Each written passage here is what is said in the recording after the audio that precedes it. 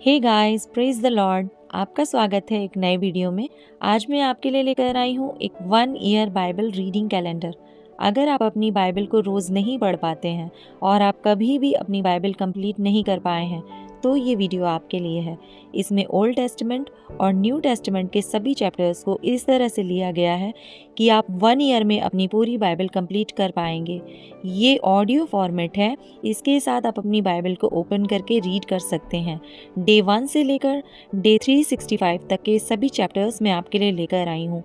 Day 365 पर आप अपनी पूरी बाइबल कंप्लीट कर पाएंगे, इसलिए आप इसके द्वारा आशीषित हों। और अगर आपको ये वीडियो पसंद आती है तो आप अपने फैमिली और फ्रेंड्स से शेयर करें, और अगर आप चाहें तो आप सब्सक्राइब, लाइक और कमेंट भी कर सकते हैं। So praise the Lord, shalom to everyone. Let's get started. Day 22, Exodus chapter 1। मिस्र में इजराइलियों की दुर्दशा। इजराइल के पुत्रों के नाम जो अपने अपने घराने को लेकर याकूब के साथ मिस्र देश में आए ये हैं: रूबेन, शिमोन, लेवी, यहूदा, इस्साकार, जबूलून, बिन्यामीन, दान, नप्ताली, गाद और आशेर। और यूसुफ तो मिस्र में पहले ही आ चुका था। याकूब के निज वंश में जो उत्पन्न हुए वे सब 70 प्राणी थे। यूसुफ और उसके सब भाई और उस पीढ़ी के सब लोग मर मिटे, परंतु इज़राइल की संतान फूलने फलने लगी और वे लोग अत्यंत सामर्थी बनते चले गए और इतना अधिक बढ़ गए कि सारा देश उनसे भर गया। मिस्र में एक नया राजा गद्दी पर बैठा जो यूसुफ को नहीं जानता था। उसने अपनी प्रजा से कहा, देखो, इजरायली हमसे गिनती और सामर्थ में अधिक बढ़ गए हैं, इसलिए आओ हम उनके साथ बुद्धिमानी से बर्ताव करें। कहीं ऐसा ना हो कि जब वे बहुत बढ़ जाएं और यदि संग्राम का समय आ पड़े तो हमारे बैरियों से मिलकर हमसे लड़ें और इस देश से निकल जाएं।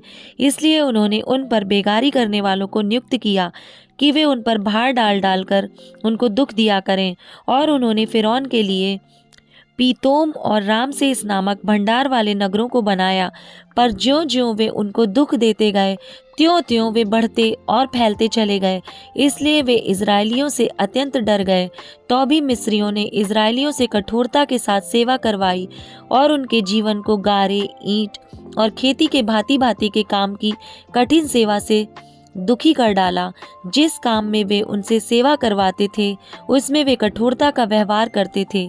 शिप्रा और पुआ नामक 2 इब्री भाइयों को मिस्र के राजा ने आज्ञा दी, जब तुम इब्री स्त्रियों को बच्चा उत्पन्न होने के समय प्रसव के पत्थरों पर बैठी देखो, तब यदि बेटा हो तो उसे मार डालना और बेटी हो तो जीवित रहने देना। परंतु वे धाइयां परमेश्वर का भय मानती थीं, इसलिए मिस्र के राजा की आज्ञा ना मानकर लड़कों को भी जीवित छोड़ देती थीं। तब मिस्र के राजा ने उनको बुलवाकर पूछा, तुम जो लड़कों को जीवित छोड़ देती हो तो ऐसा क्यों करती हो? धाइयों ने फिरौन को उत्तर दिया, इब्री स्त्रियां मिस्री स्त्रियों के समान नहीं हैं। वे ऐसी फुर्तीली हैं कि धाइयों के पहुंचने से पहले ही उनको बच्चा उत्पन्न हो जाता है। इसलिए परमेश्वर ने धाइयों के साथ भलाई की और वे लोग बढ़कर बहुत सामर्थी हो गए। इसलिए कि धाइयां परमेश्वर का भय मानती थीं, उसने उनके घर बसाए। तब फिरौन ने अपनी सारी प्रजा के लोगों को आज्ञा दी, इब्रियों के जितने बेटे उत्पन्न हों उन सबों को तुम नील नदी में डाल देना और सब बेटियों को जीवित रहने देना। चैप्टर 2, मूसा का जन्म। लेवी के घराने के एक पुरुष ने एक लेवी वंश की स्त्री से विवाह कर लिया। वह स्त्री गर्भवती हुई और उसके एक पुत्र उत्पन्न हुआ, और यह देखकर कि यह बालक सुंदर है उसे 3 महीने तक छिपा रखा।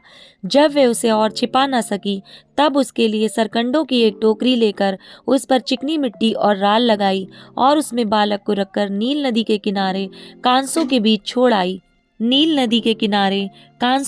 छोड़ आई। उस बालक की बहन दूर खड़ी रही कि देखे उसका क्या हाल होगा। तब फिरौन की बेटी नहाने के लिए नदी के किनारे आई। उसकी सखियां नदी के किनारे किनारे टहलने लगीं।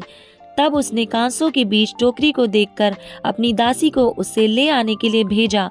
जब उसने उसे खोलकर देखा कि एक रोता हुआ बालक है, तब उसे तरस आया और उसने कहा, यह तो किसी इब्री का बालक होगा। तब बालक की बहन ने फिरौन की बेटी से कहा, क्या मैं जाकर इब्री स्त्रियों में से किसी धाई को तेरे पास बुला ले आऊं जो तेरे लिए बालक को दूध पिलाया करे? फिरौन की बेटी ने कहा, जा। तब लड़की जाकर बालक की माता को बुला ले आई। फिरौन की बेटी ने उससे कहा, तू इस बालक को ले जाकर मेरे लिए दूध पिलाया कर और मैं तुझे मजदूरी दूंगी। तब वह स्त्री बालक को ले जाकर दूध पिलाने लगी। जब बालक कुछ बड़ा हुआ तब वह उसे फिरौन की बेटी के पास ले गई और वह उसका बेटा ठहरा, और उसने यह कहकर उसका नाम मूसा रखा, मैंने उसको जल से निकाला था। मूसा का मिद्यान देश भाग जाना।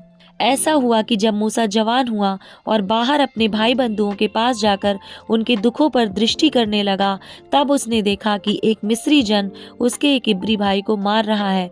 उसने इधर उधर देखा कि कोई नहीं है, तो उस मिस्री को मार डाला और बालू में छिपा दिया। फिर दूसरे दिन बाहर जाकर उसने देखा कि दो इब्री पुरुष आपस में मारपीट कर रहे हैं। उसने अपराधी से कहा, तू अपने भाई को क्यों मारता है?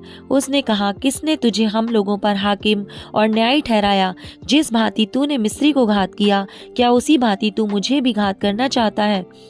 तब मूसा यह सोचकर डर गया, निश्चय वह बात खुल गई है। जब फिरौन ने यह बात सुनी तब मूसा को घात करने की युक्ति की।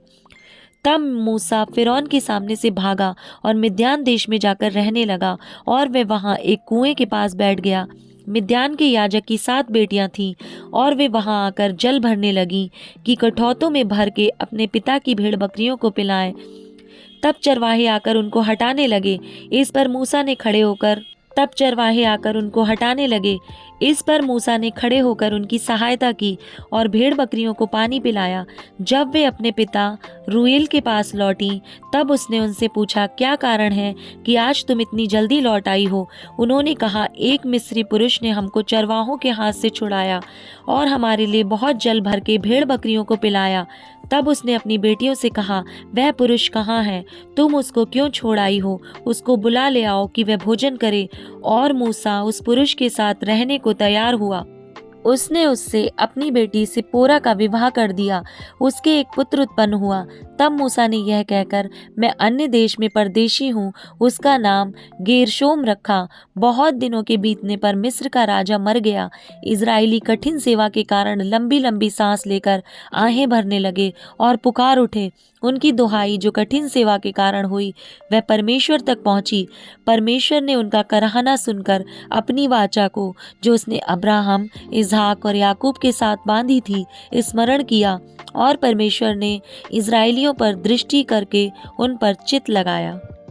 चैप्टर 3 परमेश्वर द्वारा मूसा का आह्वान। मूसा अपने ससुर यित्रो नामक मिद्यान के याजक की भेड़ बकरियों को चराता था, और वह उन्हें जंगल की पश्चिमी ओर होरेब नामक परमेश्वर के पर्वत के पास ले गया। और परमेश्वर के दूत ने एक कटीली झाड़ी के बीच आग की लौ में उसको दर्शन दिया, और उसने दृष्टि उठाकर के देखा कि झाड़ी जल रही है पर भस्म नहीं होती। तब मूसा ने कहा, मैं उधर जाकर इस बड़े आश्चर्य को देखूंगा कि वह झाड़ी क्यों नहीं जल जाती। जब यहोवा ने देखा कि मूसा देखने को मुड़ा चला आता है, तब परमेश्वर ने झाड़ी के बीच से उसको पुकारा, हे मूसा, हे मूसा। मूसा ने कहा, क्या आज्ञा? उसने कहा, इधर पास मत आ और अपने पांवों से जूतियों को उतार दे, क्योंकि जिस स्थान पर तू खड़ा है वह पवित्र भूमि है। फिर उसने कहा, मैं तेरे पिता का परमेश्वर और अब्राहम का परमेश्वर, इसहाक का परमेश्वर और याकूब का परमेश्वर हूँ। तब मूसा ने, जो परमेश्वर की ओर देखने से डरता था, अपना मुंह ढांप लिया। फिर यहोवा ने कहा, मैंने अपनी प्रजा के लोग जो मिस्र में हैं उनके दुख को निश्चय देखा है, और उनकी जो चिल्लाहट परिश्रम करने वालों के कारण होती है उसको भी मैंने सुना है, और उनकी पीड़ा पर मैंने चित्त लगाया है। इसलिए अब मैं उतर आया हूँ कि उन्हें मिस्रियों के वश से छुड़ाऊं और उस देश से निकालकर एक अच्छे और बड़े देश में, जिसमें दूध और मधु की धाराएं बहती हैं, अर्थात कनानी, हित्ती, एमोरी, परिज्जी, हिब्बी और यबूसी लोगों के स्थान में पहुंचाऊं। इसलिए अब सुन, इजराइलियों की चिल्लाहट मुझे सुनाई पड़ी है, और मिस्रियों का उन पर अंधेर करना भी मुझे दिखाई पड़ा है। इसलिए आ, मैं तुझे फिरौन के पास भेजता हूँ कि तू मेरी इजरायली प्रजा को मिस्र से निकाल ले आए। परंतु मूसा ने परमेश्वर से कहा, मैं कौन हूँ जो फिरौन के पास जाऊं और इजरायलियों को मिस्र से निकाल ले आऊं? उसने कहा, निश्चय मैं तेरे संग रहूंगा, और इस बात का कि तेरा भेजने वाला मैं हूँ तेरे लिए यह चिन्ह होगा कि जब तू उन लोगों को मिस्र से निकाल चुके तब तुम इसी पहाड़ पर परमेश्वर की उपासना करोगे।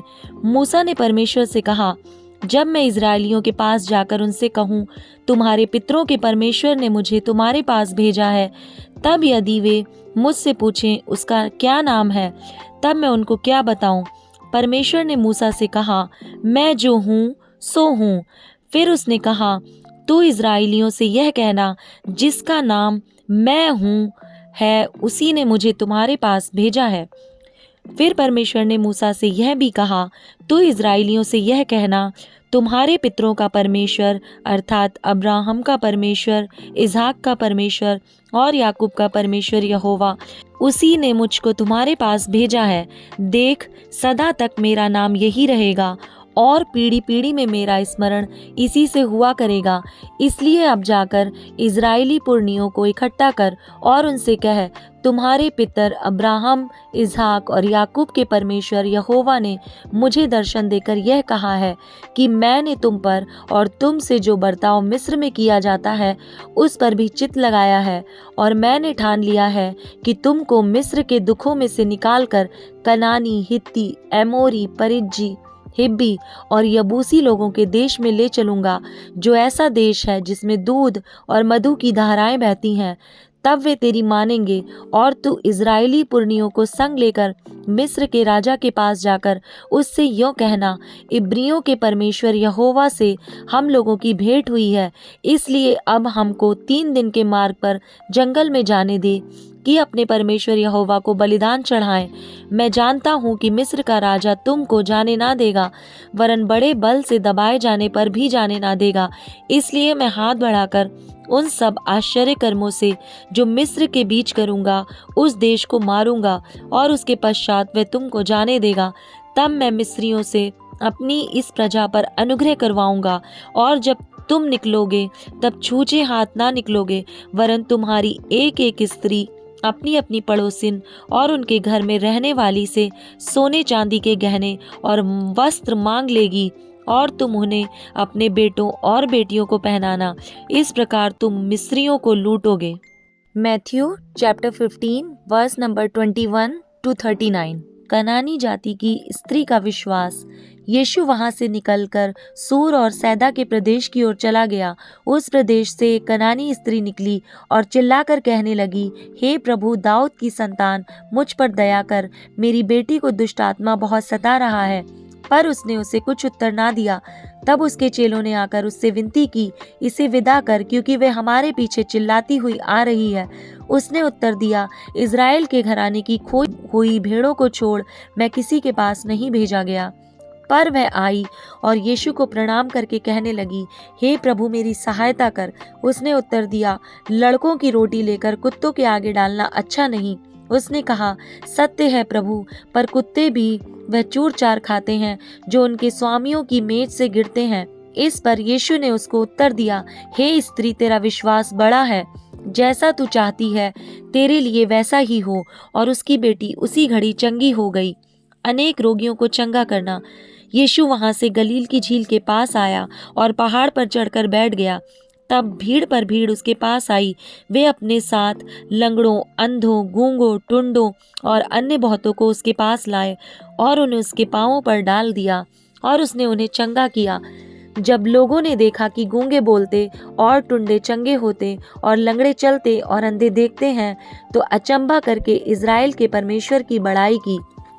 4000 लोगों को खिलाना।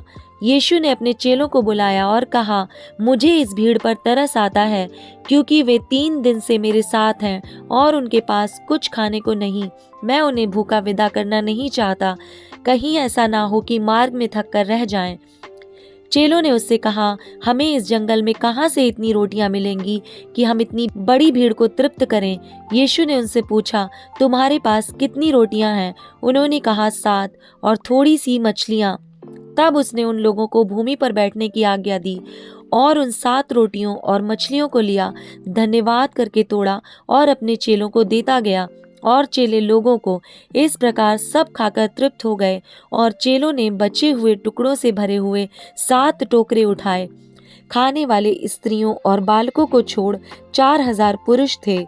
तब वह भीड़ को विदा करके नाव पर चढ़ गया और मगदन देश की सीमा में आया।